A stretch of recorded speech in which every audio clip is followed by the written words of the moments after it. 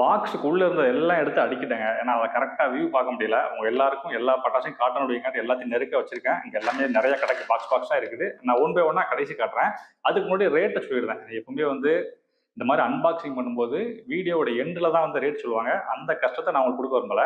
இதோட மொத்த ரேட் எவ்வளோனா இது எல்லாம் சேர்த்து 3000 ரூபாங்க. இது நான் எங்கே ஆர்டர் பண்ணேன்னா